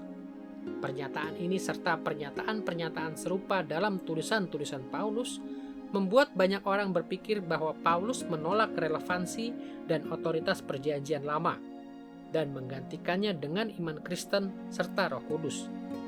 Bahkan argumennya sering menyatakan, menganggap bahwa perjanjian lama relevan bagi kehidupan Kristen sehari-hari sama saja dengan berpaling dari Injil. Namun, ketika kita lebih mencermati konteks dari ayat-ayat ini, kita mendapati bahwa sama seperti Yesus, Paulus tidak sedang menentang perjanjian lama itu sendiri. Yang ditentangnya adalah penyalahgunaannya. Paulus secara tegas menentang penyalahgunaan perjanjian lama sebagai sumber agama yang legalistik. Agama yang mengatakan bahwa keselamatan diperoleh karena perbuatan baik. Di dalam nas ini, Paulus menentang para guru yang menyebabkan jemaat Galatia mengalami penghakiman dari Taurat melalui ajaran palsu yang mengatakan bahwa keselamatan diperoleh dengan menaati Taurat. Kontras dengan ajaran palsu ini, Paulus mengakui bahwa Injil Kristus selaras dengan ajaran yang sebenarnya dari Perjanjian Lama. Dengarkan bagaimana Paulus membahas hal tersebut lebih lanjut dalam Galatia pasal 3. Dalam ayat 10-13 kita membaca, "Karena semua orang yang hidup dari pekerjaan hukum Taurat berada di bawah kutuk. Sebab ada tertulis, terkutuklah orang yang tidak setia melakukan segala sesuatu yang tertulis dalam kitab hukum Taurat. Dan bahwa tidak ada orang yang dibenarkan di hadapan Allah karena melakukan hukum Taurat adalah jelas. Karena orang yang benar akan hidup oleh iman. Tapi dasar hukum Taurat bukanlah iman, melainkan siapa yang melakukannya akan hidup karenanya. Kristus telah menebus kita dari kutuk hukum Taurat dengan jalan menjadi kutuk karena kita. Sebab ada tertulis, terkutuklah orang yang digantung pada kayu salib." Seperti yang ditegaskan oleh nas ini, Paulus menentang mereka yang mengandalkan ketaatan kepada Taurat bagi keselamatan mereka. Jika seperti ini praktek religius kita, maka terkutuklah kita. Karena kita tidak akan pernah bisa taat secara sempurna. Namun, apakah Paulus menentang perjanjian lama itu sendiri? Apakah ia menganggap ajaran yang sesungguhnya dari perjanjian lama tidak relevan bagi orang-orang Kristen? Sama sekali tidak. Bahkan Paulus memakai perjanjian lama untuk membuktikan bahwa keselamatan adalah hanya melalui iman. Dalam Galatia pasal 3 ayat 11, ia mengutip Habakuk pasal 2 ayat 4, di mana sang nabi menyatakan, "Orang yang benar akan hidup oleh iman." Menurut Paulus, Injil Kristen tentang keselamatan hanya melalui iman sesungguhnya setia kepada ajaran perjanjian lama. Setelah kita melihat bahwa komentar Paulus yang terkesan negatif tentang perjanjian lama ternyata adalah komentar negatif tentang penyalahgunaan perjanjian lama sebagai sistem pembenaran lewat perbuatan baik, kita perlu juga melihat bahwa Rasul Paulus secara tegas mengukuhkan otoritas dan relevansi perjanjian lama bagi para pengikut Kristus. Paulus sebenarnya banyak sekali merujuk kepada perjanjian lama untuk membenarkan teologinya sendiri. Kutipan-kutipan dan alusi-alusi kepada perjanjian lama muncul di sepanjang tulisannya. Paulus juga mengajarkan bahwa orang Kristen seharusnya yakin bahwa perjanjian lama sangat relevan bagi kehidupan mereka. Renungkan perkataannya dalam Roma pasal 15 ayat 4 berikut. "Sebab segala sesuatu yang ditulis dahulu telah ditulis untuk menjadi pelajaran bagi kita, supaya kita teguh berpegang pada pengharapan oleh ketekunan dan penghiburan dari kitab suci." Menurut nas ini, perjanjian lama sangat diperlukan untuk menumbuhkan dan memelihara pengharapan kita sebagai orang Kristen. Ketika kita membaca kisah, Mazmur, janji, serta penghakiman dari perjanjian lama, pengharapan kita di dalam Kristus akan bertumbuh. Namun yang pasti, pengukuhan Paulus yang paling kuat dan jelas tentang relevansi perjanjian lama ditemukan dalam 2 Timotius pasal 3 ayat 16-17. Seluruh kitab suci dinapaskan Allah dan bermanfaat untuk mengajar, untuk menyatakan kesalahan, untuk memperbaiki kelakuan, dan untuk mendidik orang dalam kebenaran, supaya manusia kepunyaan Allah diperlengkapi untuk setiap perbuatan baik. Kebanyakan orang Kristen sudah mengenal ayat ini, tetapi kita sering berpikir bahwa kata-kata seluruh kitab suci merujuk kepada Perjanjian Baru. Tanpa diragukan, kata-kata ini berdampak kepada pandangan kita tentang Perjanjian Baru. Tetapi ketika Paulus menulis kepada Timotius di bagian lain tentang kitab suci, yang ada di benaknya terutama adalah Perjanjian Lama. Perjanjian Lama dapat mengajar, menyatakan kesalahan, memperbaiki kelakuan, dan mendidik dalam kebenaran untuk setiap perbuatan baik. Singkatnya, Paulus mengatakan bahwa Perjanjian Lama begitu relevan sehingga hampir tidak bisa dilepaskan dari kehidupan Kristen. Ketika kita mulai mempelajari Perjanjian Lama, kita tidak hanya harus mengakui adanya jarak di antara kita dengan Perjanjian Lama. Kita juga perlu melihat bahwa Perjanjian Baru memanggil kita untuk memiliki harapan yang tinggi akan relevansi Perjanjian Lama bagi kita saat ini. Mempelajari Perjanjian Lama berarti mempelajari kitab yang dapat menuntun kita kepada hikmat bagi keselamatan. Setelah ini, kita akan beralih kepada topik utama yang ketiga. Bagaimana menerapkan Perjanjian Lama dalam zaman kita? Hanya dari pembahasan singkat kita dalam pelajaran ini, seharusnya jelas bahwa tugas untuk memahami dan menerapkan Perjanjian Lama sangatlah penting. Namun sungguh melegakan ketika kita mengetahui bahwa Roh Kudus menolong para pengikut Kristus untuk mempelajari dan menerapkan Perjanjian Lama. Namun, meskipun hal ini melegakan, kita tidak boleh membiarkan diri kita terlena sehingga kita menuntut Roh Kudus untuk mengerjakan semuanya. Sebaliknya, kita bertanggung jawab di hadapan Allah untuk meraih dan menerima tantangan untuk belajar menerapkan Perjanjian Lama secara bertanggung jawab dengan berusaha sebaik mungkin. Rasul Paulus berbicara tentang tanggung jawab ini kepada Timotius dalam 2 Timotius pasal 2 ayat 15. Usahakanlah supaya engkau layak di hadapan Allah sebagai seorang pekerja yang tidak usah malu, yang berterus terang memberitakan perkataan kebenaran itu. Untuk menelusuri penerapan Perjanjian Lama bagi orang Kristen pada masa kini, kita akan menyentuh 3 topik. Pertama, kita akan menelusuri tantangan yang kita hadapi ketika kita berusaha untuk menerapkan Perjanjian Lama. Kedua, kaitan yang memungkinkan kita untuk menerapkan kitab yang sudah tua ini dalam zaman kita. Dan ketiga, perkembangan yang perlu kita perhitungkan ketika kita menerapkan Perjanjian Lama. Tantangan apakah yang kita hadapi ketika kita berusaha memahami dan menerapkan Perjanjian Lama dalam kehidupan kita saat ini? Ada banyak cara untuk melukiskan tantangan ini. Tetapi kita akan memusatkan perhatian kita pada satu hal yang paling utama. Kita harus mempelajari cara untuk menjembatani jarak antara diri kita dan Perjanjian Lama, agar kita dapat memanfaatkan relevansinya bagi kita saat ini. Mari kita menjelaskan hal ini sesederhana mungkin. Seperti yang telah kita lihat, Allah memberikan Perjanjian Lama kepada umat-Nya yang hidup jauh sebelum kita, agar mereka dapat hidup baginya di zaman mereka. Namun, kita juga telah melihat bahwa Ia telah memberikan Perjanjian Lama bagi kita, supaya kita dapat hidup berdasarkan hal itu juga. Akan tetapi, kita hidup di dunia yang sangat berbeda dengan Perjanjian Lama. Karenanya, ada jarak, ada jurang yang lebar di antara kita dan Perjanjian Lama, yang mempersulit kita untuk memahami bagaimana menerapkan Perjanjian Lama ke dalam kehidupan kita. Apabila kita hendak menerapkan Perjanjian Lama di zaman kita secara bertanggung jawab, kita harus melakukan 3 hal. Pertama, kita harus memahami dunia kuno yang menjadi konteks asli dari Perjanjian Lama.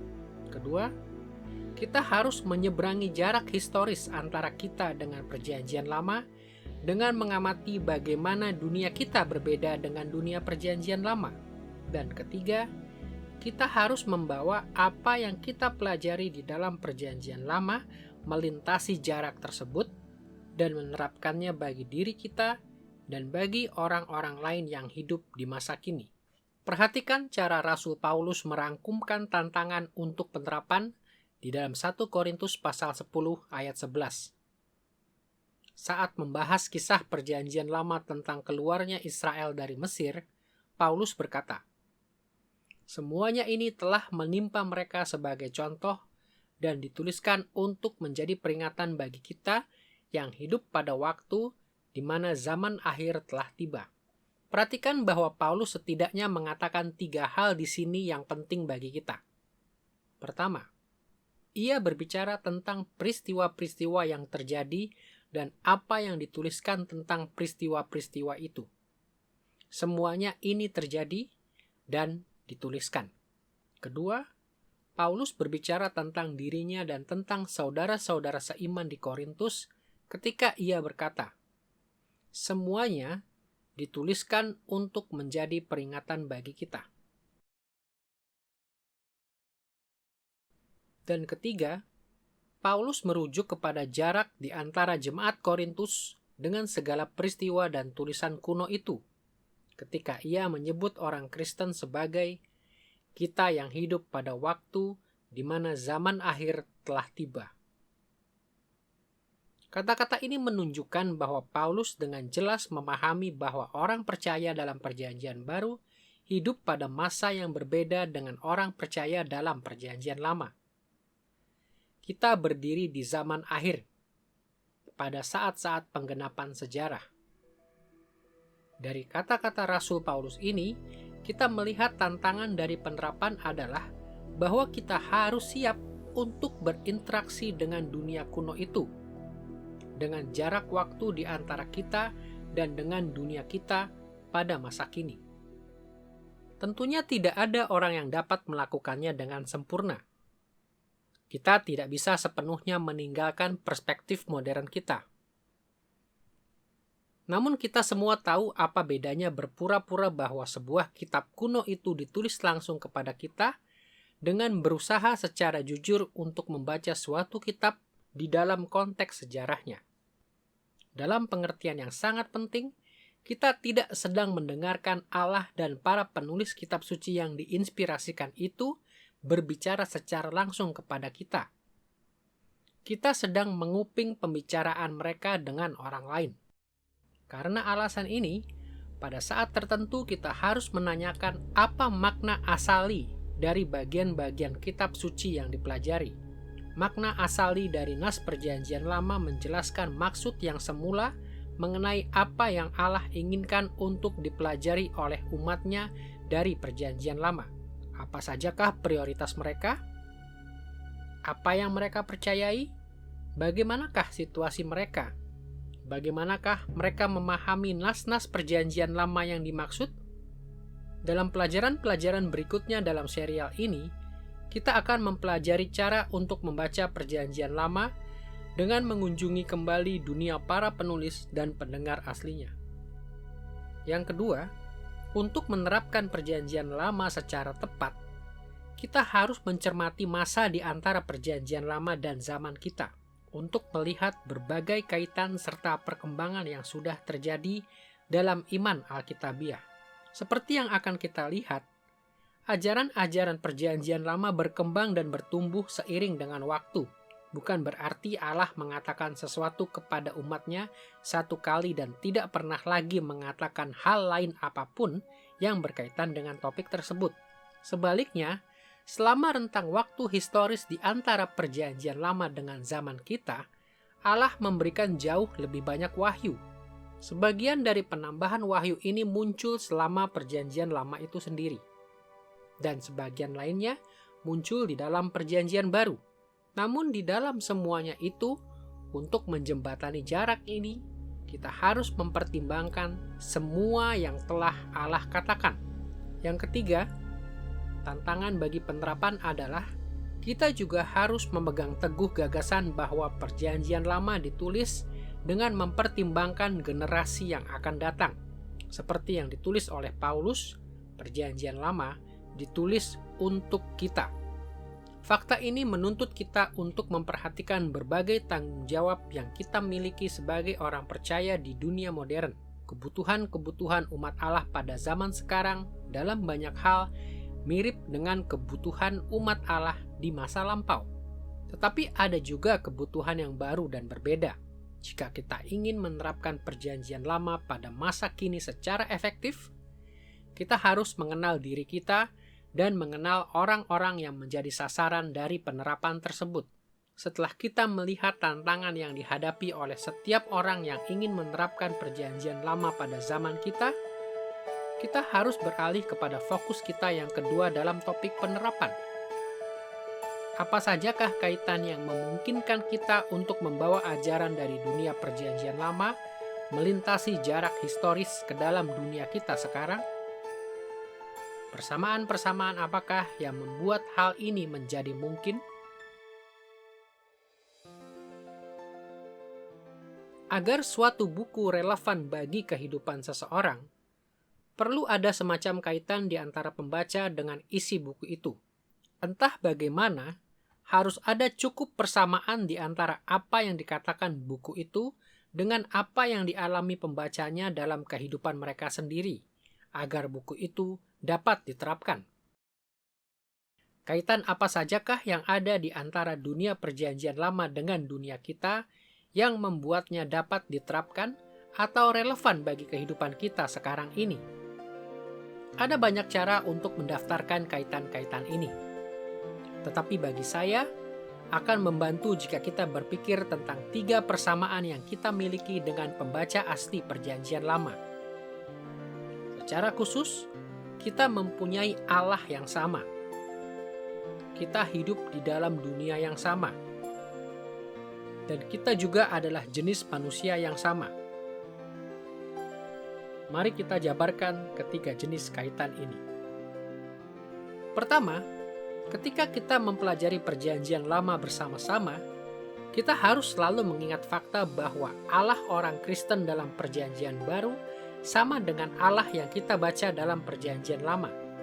Orang Kristen yang setia pada masa kini menyembah dan melayani Allah yang sama juga dilayani oleh umat Israel zaman dahulu, bahkan sebelum Yesus lahir. Kenyataan bahwa kita melayani Allah yang sama menciptakan suatu kaitan yang sangat penting oleh karena Kitab Suci mengajarkan bahwa Allah tidak berubah atau tidak dapat berubah. Ia tetap sama sekarang seperti halnya dahulu pada zaman kuno. Alkitab mengajarkan bahwa Allah itu tidak berubah, tetapi hanya dalam pengertian tertentu. Ketidakberubahan bukan berarti bahwa Allah tidak berbuat apa-apa. Juga tidak berarti bahwa ia tidak bergerak. Sebaliknya, seperti yang diajarkan oleh teologi Kristen tradisional, Allah tidak berubah dalam 3 hal utama. Ia tidak berubah dalam keputusannya yang kekal, dalam karakter atau atributnya, atau dalam janji-janji perjanjiannya. Marilah kita mengupas hal-hal ini di mana ketidakberubahan Allah menjamin bahwa ia tetap sama sekarang ini seperti halnya pada zaman Perjanjian Lama. Pertama, keputusan kekal Allah tidak berubah. Alkitab dengan jelas mengajarkan bahwa segala sesuatu yang Allah lakukan dan segala sesuatu yang sedang Allah lakukan adalah bagian dari suatu rancangan tunggal yang tidak berubah. Seperti yang Nabi Yesaya katakan dalam Yesaya pasal 46 ayat 10 berikut. Allah yang memberitahukan dari mulanya hal yang kemudian dan dari zaman purbakala apa yang belum terlaksana, yang berkata, keputusanku akan sampai dan segala kehendakku akan kulaksanakan. Dalam pelajaran-pelajaran ini, kita akan menyelidiki sasaran dan tujuan dari rencana kekal ini secara lebih terperinci. Tetapi di sini, cukuplah kita katakan bahwa ketidakberubahan dari rencana kekal Allah mengajar kita bahwa maksud-maksudnya dalam Perjanjian Lama sejalan dengan tujuannya dalam Perjanjian Baru. Apapun perbedaan yang kita lihat, Perjanjian Lama dan Perjanjian Baru tidak mewakili dua rencana yang berbeda, yang satu menggantikan atau berkontradiksi dengan yang lainnya. Sebaliknya, Perjanjian Lama dan Perjanjian Baru adalah fase-fase atau langkah-langkah dari satu rencana tunggal yang telah dan akan selalu menggerakkan sejarah kepada satu sasaran yang tidak berubah. Kedua, Allah juga tidak berubah dalam karakter atau atributnya. Allah menunjukkan aspek yang berbeda dari karakternya pada saat-saat yang berbeda. Kadang-kadang ia menunjukkan belas kasihan, kadang-kadang ia menunjukkan murkanya. Tetapi karakternya selalu konsisten, atau natur kekalnya tidak pernah berubah. Perhatikan cara penulis Ibrani berbicara tentang natur kekal Kristus dalam Ibrani pasal 1 ayat 10-12 berikut. Pada mulanya ya Tuhan, Engkau telah meletakkan dasar bumi dan langit adalah buatan tanganmu. Semuanya itu akan binasa, tetapi Engkau tetap ada. Dan semuanya itu akan menjadi usang seperti pakaian. Seperti jubah akan Engkau gulung mereka, dan seperti persalinan mereka akan diubah. Tetapi Engkau tetap sama, dan tahun-tahunmu tidak berkesudahan. Dan sebagaimana Yakobus pasal 1 ayat 17 mengatakan, setiap pemberian yang baik dan setiap anugerah yang sempurna datangnya dari atas, diturunkan dari Bapa segala terang. Padanya tidak ada perubahan atau bayangan karena pertukaran. Allah kita tidak berubah. Sebaliknya, karakternya selalu tetap sama. Sayangnya, kita hidup di zaman ketika banyak orang Kristen telah meragukan konsistensi karakter Allah. Mereka bersikap seakan-akan Allah memiliki serangkaian atribut tertentu pada awalnya di dalam Alkitab, dan kemudian serangkaian atribut lainnya sesudah itu. Saya masih ingat ketika saya berumur 6 tahun, saya mendengarkan guru sekolah minggu saya bercerita kepada kami tentang bagaimana Yosua berperang di Yeriko. Selesai bercerita, dia melihat ke seluruh ruangan kepada kami dan berkata, "Anak-anak, Allah sangat kejam dalam Perjanjian Lama. Ia bahkan ingin agar anak-anak mati pada waktu itu. Namun Allah telah berubah sekarang. Di dalam Perjanjian Baru, Ia mengasihi semua orang. Tidakkah kalian senang bahwa kalian hidup di zaman Perjanjian Baru dan bukan di zaman Perjanjian Lama?" Walaupun guru sekolah minggu saya waktu itu bermaksud baik, ia telah melakukan kesalahan yang serius. Karakter Allah belum berubah sejak zaman Perjanjian Lama. Sebaliknya, ia tetap menghakimi di dalam Perjanjian Baru seperti halnya dalam Perjanjian Lama.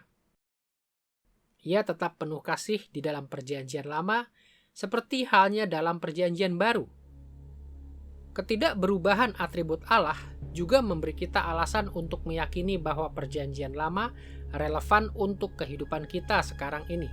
Terlepas dari fakta bahwa seakan-akan banyak tindakan Allah di dalam Perjanjian Lama yang dari luar tampak sangat berbeda dengan tindakan-tindakannya dalam Perjanjian Baru, kita harus memegang teguh pengajaran Kitab Suci bahwa karakter Allah tidak pernah berubah. Setiap tindakan yang dilakukannya dalam Perjanjian Lama merefleksikan karakternya. Dan karena karakternya tidak pernah berubah sedikit pun, kita dapat yakin bahwa tindakan-tindakannya pada masa Perjanjian Baru juga selaras dengan natur kekalnya. Kita seharusnya yakin bahwa kita akan melihat kemiripan di antara cara Allah berelasi kepada orang percaya dalam Perjanjian Lama dengan cara Allah berelasi dengan orang percaya dalam Perjanjian Baru. Kemiripan-kemiripan ini membuat Perjanjian Lama relevan untuk kehidupan kita. Ketiga, di sepanjang Alkitab, Allah juga tidak berubah dalam janji-janji perjanjiannya. Allah selalu akan menggenapi segala sesuatu yang telah Ia janjikan untuk dinyatakannya atau dilakukannya bagi umatnya. Kita juga perlu berhati-hati di sini. Seringkali dalam Alkitab, Allah mengancam dan menawarkan kepada manusia hal-hal yang tidak dilaksanakannya. Namun, ancaman dan tawaran tersebut bukanlah janji-janji perjanjiannya. Janji-janji perjanjian adalah hal-hal yang telah Allah janjikan dengan sumpah untuk dilakukannya. Sebagaimana Ibrani pasal 6 ayat 17 berkata, "Karena itu, untuk lebih meyakinkan mereka yang berhak menerima janji itu akan kepastian putusannya, Allah telah mengikat dirinya dengan sumpah." Dalam Kejadian pasal 9 ayat 16, Allah berjanji bahwa setiap kali Ia melihat busur di langit, Ia akan mengingat perjanjian kekalnya dengan Nuh dan tidak akan pernah lagi memusnahkan dunia ini dengan air bah. 3 kali dalam Kejadian pasal 17, Allah berjanji bahwa perjanjiannya dengan Abraham akan menjadi perjanjian yang kekal. Dan di dalam 1 Tawarikh pasal 16 ayat 15-18, Daud mengingat kembali perjanjian Allah yang tidak pernah berakhir dengan para bapak leluhur untuk memberikan tanah perjanjian kepada Israel. Dan sekalipun kegagalan dari Israel, Yehuda, serta dinasti Daud telah membawa mereka ke pembuangan, Allah senantiasa memelihara perjanjiannya dengan mereka. Dalam Yehezkiel pasal 16 ayat 59-60, kita membaca kata-kata ini. "Sebab beginilah firman Tuhan Allah, Aku akan melakukan kepadamu seperti engkau lakukan, yaitu engkau memandang ringan kepada sumpah dengan mengingkari perjanjian. Tetapi aku akan mengingat perjanjianku dengan engkau pada masa mudamu, dan aku akan meneguhkan bagimu perjanjian yang kekal." Kita harus mengakui bahwa dari waktu ke waktu, sepertinya di dalam perjanjian baru, Allah telah melupakan atau mengabaikan sebagian dari janjinya. Namun kenyataannya adalah, ketika kita memahami Alkitab dengan benar, dengan mengingat bahwa Allah tidak berubah, kita akan mendapati bahwa setiap janji perjanjiannya sedang digenapi atau akan digenapi. Itulah sebabnya kita mempunyai alasan yang kuat untuk percaya bahwa perjanjian lama dapat diterapkan dengan cara-cara yang bermanfaat bagi kita sebagai para pengikut Kristus di dalam zaman perjanjian baru.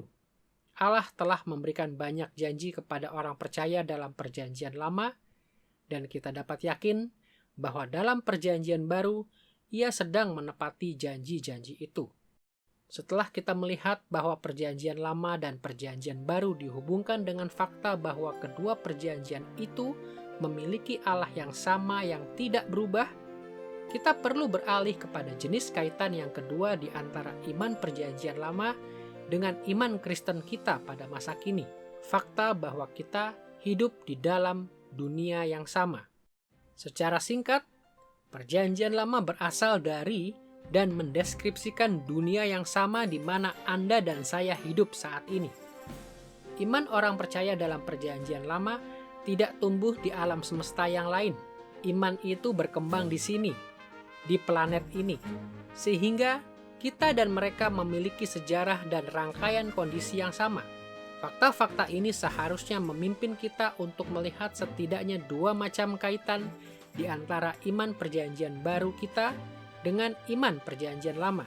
Pertama, perjanjian lama menyediakan latar belakang yang menjelaskan banyak pengalaman kita pada masa kini. Kedua, perjanjian lama menggambarkan situasi-situasi yang paralel dengan banyak pengalaman kita pada masa kini. Mari kita menyelidiki apa yang dimaksudkan ketika dikatakan bahwa perjanjian lama menyediakan latar belakang historis untuk pengalaman kita. Salah satu fitur perjanjian lama yang paling jelas namun paling luar biasa adalah bahwa perjanjian lama melaporkan banyak sekali peristiwa dan pengajaran yang membentuk latar belakang bagi peristiwa-peristiwa dan pengajaran-pengajaran dalam periode perjanjian baru. Peristiwa-peristiwa perjanjian lama tidak terjadi dalam kehampaan. Sebagai contoh, 10 perintah Allah yang diberikan kepada Israel di dalam kitab Keluaran memberikan latar belakang yang esensial bagi pengajaran moral perjanjian baru. Sama halnya, dipilihnya Daud oleh Allah untuk menjadi kepala dari dinasti yang permanen bagi umat Allah, menyediakan latar belakang historis untuk silsilah Yesus sebagai sang anak Daud yang agung. Fakta historis tentang pembuangan Israel ke negeri asing memberikan latar belakang bagi proklamasi Yesus, bahwa Dia datang untuk membebaskan para tawanan. Dengan cara ini, dan dengan banyak sekali cara lainnya, Perjanjian Lama relevan untuk kehidupan di zaman Perjanjian Baru, karena latar belakang historis yang disediakannya. Perjanjian Lama juga relevan karena peristiwa-peristiwa dalam Perjanjian Lama paralel dengan peristiwa-peristiwa dalam iman Kristen kita. Kita semua mengenal peribahasa yang mengatakan sejarah terus berulang, dan kita mengerti bahwa ada banyak peristiwa yang seringkali tampak begitu mirip dengan peristiwa lain yang telah terjadi di masa lampau. Kita hidup di dalam dunia yang diciptakan oleh Allah, tetapi sekaligus dunia yang telah jatuh dalam dosa. Umat yang setia dalam Perjanjian Lama menghadapi perlawanan dari orang-orang lain dan dari kuasa-kuasa roh jahat, dan kita menghadapi perlawanan yang sama saat ini. Mereka bergantung pada pertolongan Allah untuk mengatasinya. Kita bergantung pada pertolongannya juga. Paralel antara dunia Perjanjian Lama dan dunia kita begitu luas. Pada saat kita memandang melampaui perbedaan-perbedaan yang superficial, kita dapat melihat bahwa kita hidup dalam kondisi-kondisi yang dalam banyak hal sangat mirip dengan kondisi-kondisi para penulis Perjanjian Lama dan para pendengar mereka. Ketiga, kita juga menemukan kaitan antara Perjanjian Lama dengan zaman kita dalam fakta bahwa kita berhadapan dengan jenis manusia yang sama. Walaupun ada banyak perbedaan superficial di antara orang-orang zaman dahulu pada masa Perjanjian Lama dengan orang modern, ada juga kontinuitas yang fundamental yang menghubungkan kita dengan orang-orang yang hidup pada zaman Perjanjian Lama. Setidaknya kita adalah jenis orang yang sama karena 3 hal. Semua manusia adalah gambar Allah. Kita semua telah jatuh ke dalam dosa. Dan manusia terbagi 2, yaitu mereka yang berada di dalam perjanjian dengan Allah dan mereka yang tidak. Pertama, semua manusia, kapanpun atau dimanapun mereka hidup, adalah gambar Allah. Ajaran ini jelas di seluruh Perjanjian Lama dan Perjanjian Baru. Dalam Kejadian pasal 1 ayat 27 kita membaca kata-kata ini. Maka Allah menciptakan manusia itu menurut gambarnya. Menurut gambar Allah diciptakannya dia, laki-laki dan perempuan diciptakannya mereka. Terlebih lagi, dalam Kejadian pasal 9 ayat 6, kita mendapati bahwa bahkan setelah dosa mencemari umat manusia, manusia tetap adalah gambar Allah. Di sana kita membaca, siapa yang menumpahkan darah manusia, darahnya akan tertumpah oleh manusia. Sebab Allah membuat manusia itu menurut gambarnya sendiri. Lebih dari itu, Perjanjian Baru juga meneguhkan bahwa semua orang adalah gambar atau rupa Allah. Dalam Yakobus pasal 3 ayat 9, kita membaca kata-kata ini. Dengan lidah kita memuji Tuhan Bapa kita, dan dengan lidah kita mengutuk manusia yang diciptakan menurut rupa Allah. Seperti yang Paulus jelaskan dalam 1 Korintus pasal 11 ayat 7, laki-laki adalah gambaran dan kemuliaan Allah. Walaupun kita akan lebih banyak membahas tentang apa artinya menjadi gambar Allah dalam pelajaran berikutnya, untuk saat ini cukup kami katakan bahwa kita memiliki sejumlah karakteristik yang dalam derajat tertentu bersifat umum atau bahkan universal bagi semua manusia.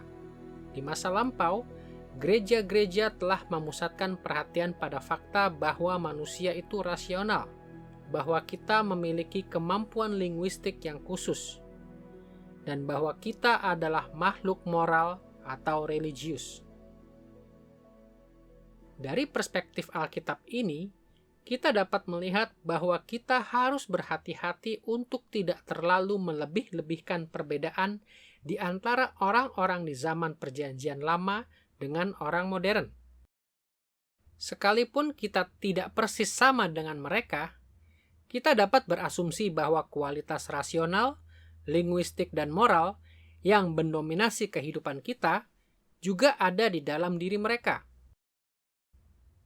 Dan karena alasan-alasan ini, kita dapat benar-benar yakin bahwa Perjanjian Lama dapat berhasil diterapkan dalam zaman kita. Kedua, kita juga sama dengan orang-orang di zaman Perjanjian Lama karena semua manusia telah jatuh ke dalam dosa. Kita semua sudah mengenal perkataan Paulus yang terkenal dalam Roma pasal 3 ayat 12 berikut. Semua orang telah menyeleweng, mereka semua tidak berguna. Tidak ada yang berbuat baik, seorang pun tidak. Sang Rasul menegaskan bahwa semua orang telah berdosa dan telah kehilangan kemuliaan Allah.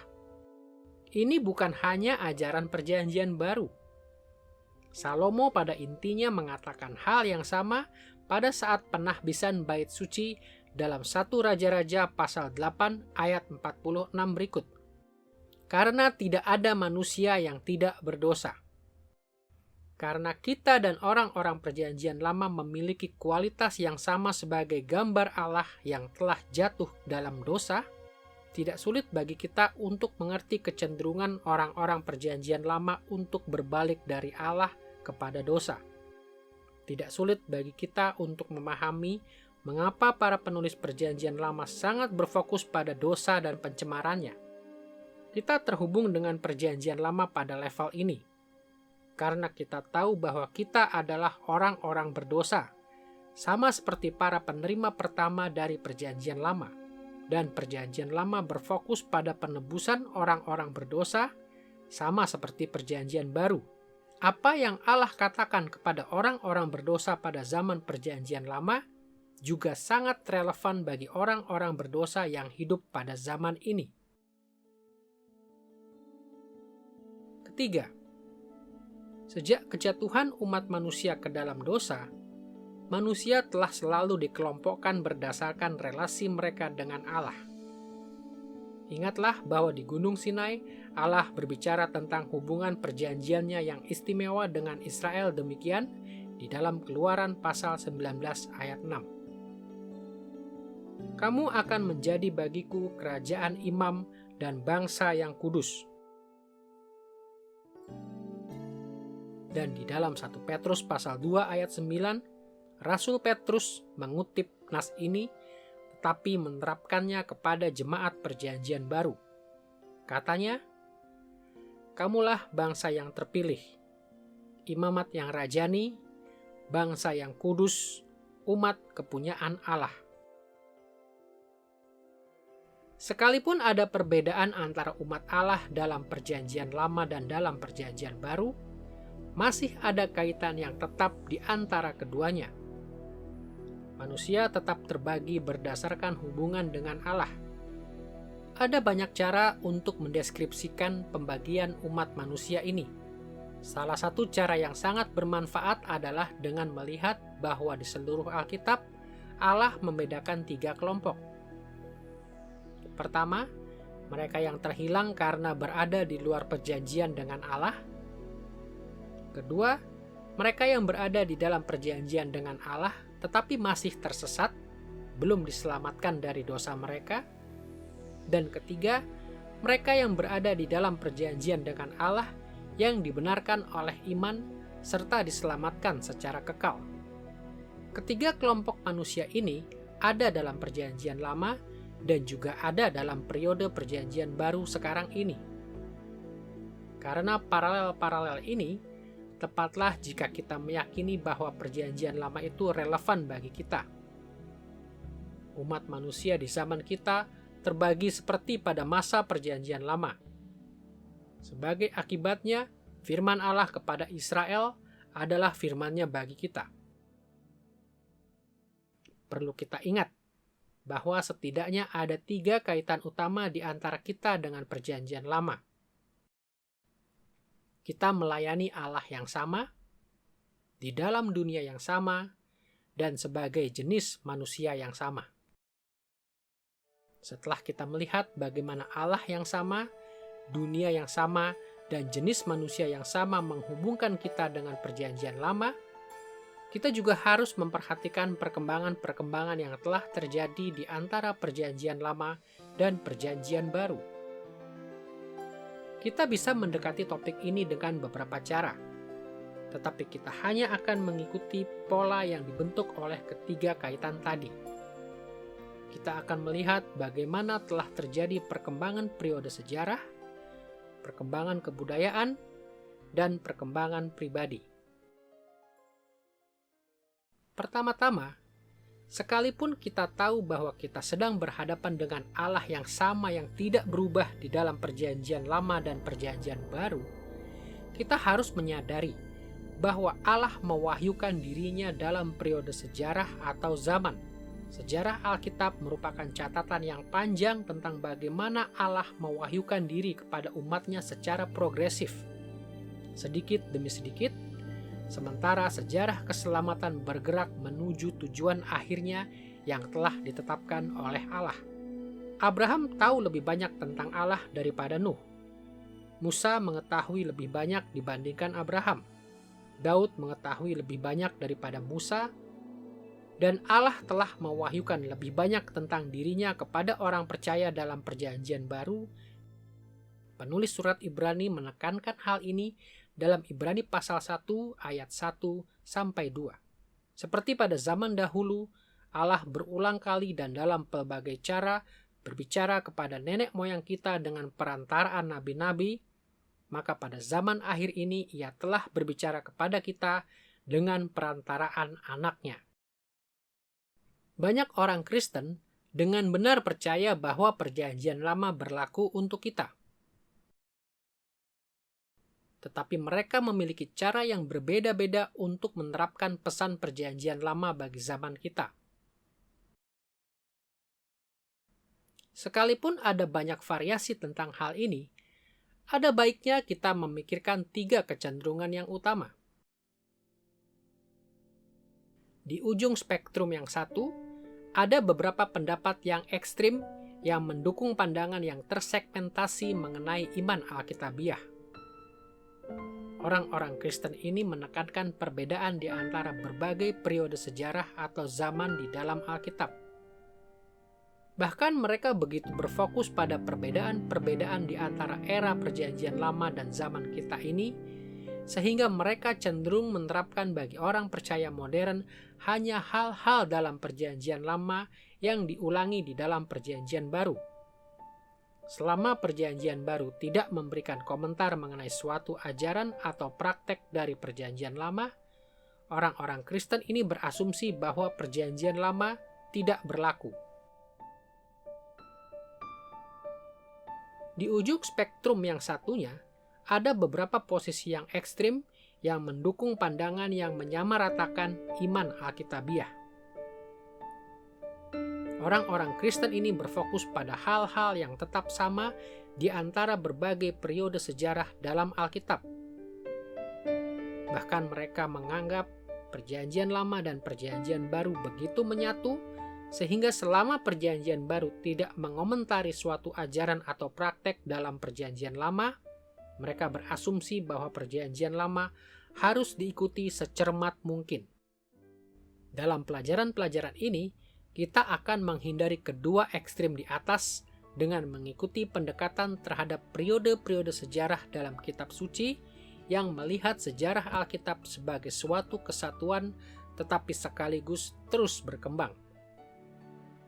Perspektif kita berusaha untuk memberi perhatian yang seimbang kepada hal-hal yang tetap sama maupun hal-hal yang telah berubah di sepanjang sejarah Alkitab.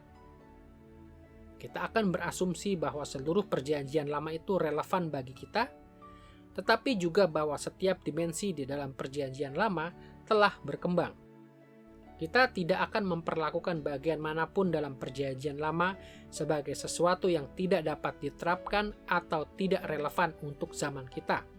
Tetapi kita juga tidak akan menerapkan ajaran perjanjian lama tanpa mempertimbangkan apa yang Allah telah wahyukan di dalam Perjanjian Baru. Sebaliknya, semua ajaran Perjanjian Lama harus mengalami penyesuaian periode sejarah dengan melewati saringan dari Perjanjian Baru. Singkatnya, model perkembangan ini mengajarkan kepada kita bahwa seluruh Perjanjian Lama itu relevan dan berotoritas terhadap kita, tetapi juga bahwa seluruh Perjanjian Lama harus diterapkan berdasarkan Perjanjian Baru. Model perkembangan ini mengikuti analogi yang diterapkan oleh Rasul Paulus untuk sejarah keselamatan. Dalam Galatia pasal 3 ayat 24, ia berbicara tentang tahapan-tahapan sejarah Alkitab sebagai tahapan-tahapan di dalam perkembangan seorang anak. Hukum Taurat adalah penuntun bagi kita sampai Kristus datang. Iman Perjanjian Lama adalah seperti perintah-perintah yang diberikan kepada seorang anak. Iman Perjanjian Baru adalah seperti perintah-perintah yang diberikan kepada ahli waris yang telah dewasa. Biasanya, kita memberikan serangkaian perintah yang sesuai untuk anak-anak kecil. Jangan pergi ke jalan raya. Jangan sentuh kompor itu. Namun ketika anak-anak itu telah dewasa, kita tidak lagi menyuruh mereka untuk menghindari jalan raya atau kompor. Kita berharap orang dewasa mengingat bahwa jalan raya dan kompor itu berbahaya. Dan karena itu mereka harus berhati-hati. Jika orang dewasa masih terikat pada aturan yang sama dengan cara yang sama seperti anak berumur 2 tahun, maka hal itu adalah kebodohan. Namun adalah sama bodohnya jika orang dewasa melupakan hikmat dari peraturan untuk seorang anak berumur 2 tahun. Seperti yang kita akan lihat dalam pelajaran-pelajaran ini, ada banyak hal yang juga berlaku untuk iman Alkitabiah. Dalam banyak hal, Perjanjian Lama mirip dengan aturan yang diberikan kepada seorang anak kecil. Perjanjian Lama dirancang sesuai dengan kondisi rohani dari bangsa Israel di zaman Perjanjian Lama. Sebagai orang percaya di zaman Perjanjian Baru, kita dapat mengikuti 2 arah yang bodoh. Yang pertama, kita dapat mencoba untuk kembali ke zaman Perjanjian Lama dan meniru iman Perjanjian Lama seakan-akan kita masih hidup di zaman Perjanjian Lama itu sendiri. Namun, ini berarti menolak Kristus dan karya keselamatannya yang agung. Yang kedua, kita mungkin tergoda untuk mengatakan bahwa Perjanjian Lama tidak ada kaitannya lagi dengan kita, karena kita sudah menjadi orang percaya Perjanjian Baru. Akan tetapi hal ini juga keliru. Ada banyak hal yang dapat diajarkan oleh Perjanjian Lama kepada kita tentang iman Kristen kita. Model perkembangan dari iman Alkitabiah mengajar kita untuk menghargai dan tunduk kepada otoritas Perjanjian Lama, tetapi kita harus melakukannya sebagai orang-orang yang hidup pada waktu di mana zaman akhir telah tiba. Yang kedua, untuk memahami Perjanjian Lama di zaman kita harus mempertimbangkan perkembangan kebudayaan. Jika kita berharap untuk menghubungkan kehidupan kita dengan teks kitab suci Perjanjian Lama, kita harus memperhitungkan perbedaan-perbedaan di antara kebudayaan yang direpresentasikan dalam Perjanjian Lama dengan kebudayaan dari dunia kita sendiri. Untuk mengakui perkembangan-perkembangan kebudayaan, di satu sisi kita harus berusaha melihat persamaan antara diri kita dengan Perjanjian Lama. Pola-pola kebudayaan apakah yang kita hadapi yang paralel dengan pengalaman Abraham? Dalam hal apakah kebudayaan kita mirip dengan Daud? Di sisi lain, kita harus berusaha melihat perbedaan-perbedaan kebudayaan yang ada. Bagaimanakah kebudayaan manusia telah berubah secara signifikan dari masyarakat kuno dalam Perjanjian Lama? Adat istiadat dan praktek-praktek apakah yang berbeda? Kita harus menjawab pertanyaan-pertanyaan ini dan membuat penyesuaian kebudayaan yang tepat terhadap pesan dari Perjanjian Lama ketika kita menerapkan Perjanjian Lama dalam kehidupan masa kini. Yang ketiga, untuk menerapkan Perjanjian Lama di zaman kita harus melakukan penyesuaian pribadi. kita harus mempertimbangkan orang-orang yang ada di dalam Perjanjian Lama dan orang-orang yang ada di zaman kita. Ada cukup banyak persamaan di antara orang-orang dalam Perjanjian Lama dan orang-orang yang hidup dalam dunia kita saat ini. Namun kita juga harus mengakui bahwa ada banyak perbedaan di antara manusia modern dengan manusia kuno. Jika kita bermaksud menerapkan teks kuno Perjanjian Lama secara tepat, kita harus memperhitungkan perbedaan-perbedaan pribadi ini. Misalnya, kita semua perlu mengajukan pertanyaan-pertanyaan seperti ini. Bagaimanakah perbandingan antara kehidupan pribadi kita dengan kehidupan orang-orang yang kita lihat dalam Perjanjian Lama? Peran apakah yang kita miliki dalam masyarakat? Bagaimanakah kondisi kerohanian kita? Bagaimanakah kita melayani Tuhan jika dibandingkan dengan tokoh Perjanjian Lama ini atau tokoh Perjanjian Lama itu? Bagaimanakah pikiran, tindakan, dan perasaan kita dibandingkan dengan apa yang kita lihat di dalam Perjanjian Lama? Dengan memperhitungkan perbedaan di antara orang-orang Perjanjian Lama dengan orang modern, kita dapat lebih memahami bagaimana kita harus menerapkan Perjanjian Lama di zaman kita. Di dalam pelajaran-pelajaran selanjutnya, kita akan berulang kali melihat bahwa kita harus siap beralih dari Perjanjian Lama ke zaman kita dengan memperhitungkan perkembangan periode sejarah, kebudayaan, dan pribadi dari tema-tema spesifik dalam Perjanjian Lama. Dalam pelajaran ini, kita telah mengupas mengapa penting bagi orang Kristen untuk mempelajari Perjanjian Lama. Kita telah mengakui adanya jarak di antara diri kita dengan kitab kuno ini. Tetapi kita juga telah melihat bahwa Perjanjian Baru dengan tegas menyatakan bahwa Perjanjian Lama tetap relevan bagi kita. Perjanjian Lama tetap memiliki otoritas untuk membimbing kehidupan Kristen kita. Dan akhirnya, kita telah melihat proses-proses yang berpengaruh di dalam penerapan Perjanjian Lama ke dalam zaman kita. Kita harus selalu memperhitungkan bagaimana tema-tema Perjanjian Lama telah berkembang seiring dengan waktu, dan bagaimana tema-tema ini harus digunakan di dalam dunia modern.